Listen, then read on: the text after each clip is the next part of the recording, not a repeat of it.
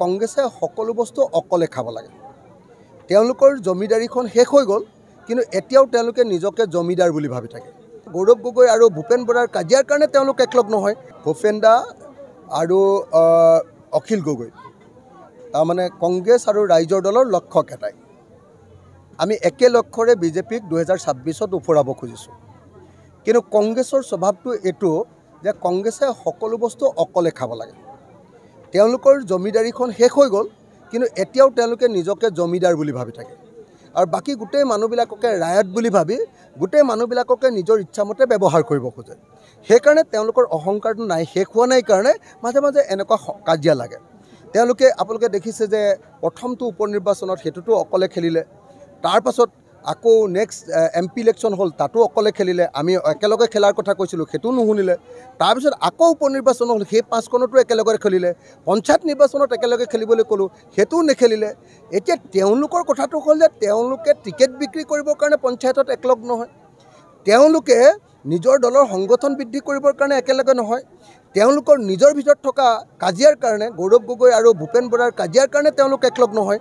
আৰু তাৰ কাৰণে আজি বিজেপিক আকৌ তেওঁলোকে শাসনত দিব খুজিছে। বিজেপিক খেদাবৰ কাৰণে তেওঁলোকে একলগ হ'ব লাগে, বৰং বিজেপিক খেদাব বিচৰা যিবিলাক পাৰ্টি তেওঁলোকৰ বিৰুদ্ধে তেওঁলোকে সদায় এনেকৈ খন্তি লৈ ৰৈ থাকে।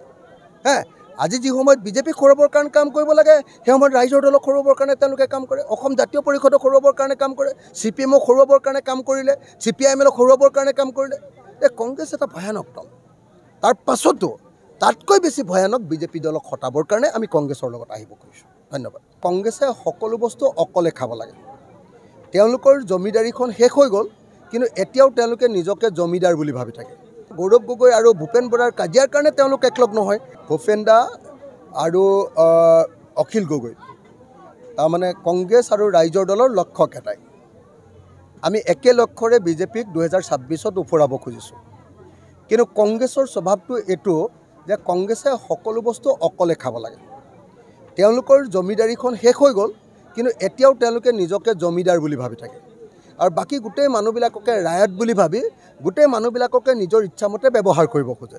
সেইকাৰণে তেওঁলোকৰ অহংকাৰটো নাই, শেষ হোৱা নাই কাৰণে মাজে মাজে এনেকুৱা কাজিয়া লাগে। তেওঁলোকে আপোনালোকে দেখিছে যে প্ৰথমটো উপ নিৰ্বাচনত সেইটোতো অকলে খেলিলে, তাৰপাছত আকৌ নেক্সট MP ইলেকশ্যন হ'ল, তাতো অকলে খেলিলে। আমি একেলগে খেলাৰ কথা কৈছিলোঁ, সেইটো নুশুনিলে। তাৰপিছত আকৌ উপ নিৰ্বাচন হ'ল, সেই 5খনতো একেলগে খেলিলে। পঞ্চায়ত নিৰ্বাচনত একেলগে খেলিবলৈ ক'লোঁ, সেইটোও নেখেলিলে। এতিয়া তেওঁলোকৰ কথাটো হ'ল যে তেওঁলোকে টিকেট বিক্ৰী কৰিবৰ কাৰণে পঞ্চায়তত একলগ নহয়, তেওঁলোকে নিজৰ দলৰ সংগঠন বৃদ্ধি কৰিবৰ কাৰণে একেলগে নহয়, তেওঁলোকৰ নিজৰ ভিতৰত থকা কাজিয়াৰ কাৰণে গৌৰৱ গগৈ আৰু ভূপেন বৰাৰ কাজিয়াৰ কাৰণে তেওঁলোক একলগ নহয়। আৰু তাৰ কাৰণে আজি বিজেপিক আকৌ তেওঁলোকে শাসনত দিব খুজিছে। বিজেপিক খেদাবৰ কাৰণে তেওঁলোকে একলগ হ'ব লাগে, বৰং বিজেপিক খেদাব বিচৰা যিবিলাক পাৰ্টি তেওঁলোকৰ বিৰুদ্ধে তেওঁলোকে সদায় এনেকৈ খন্তি লৈ ৰৈ থাকে।